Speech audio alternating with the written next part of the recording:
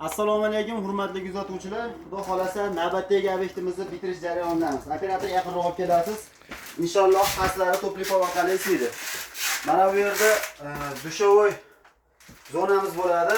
Semestitrimiz o'rnayapti. 90 ga 90 kafeldan paddon qilib ishlaymiz.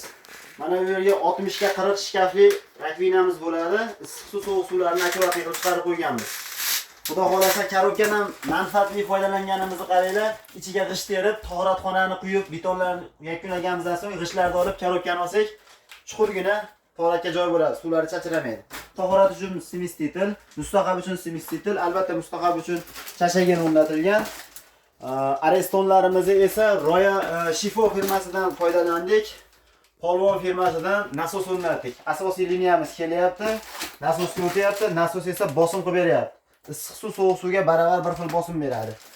Mana bu yerga kir mashina uchun sovuq suv chiqarib qo'ydik. Albatta kanalizatsiya trubalari bilan. Kimga shunaqa xizmat kerak bo'lsa, 0 dan 100 gacha uy solish xizmat kerak bo'lsa, kimga murojaat qilishni bilasizlar? Sanuzelni mixlab qo'ydik, laykni mixlab ketinglar. Bo'pti.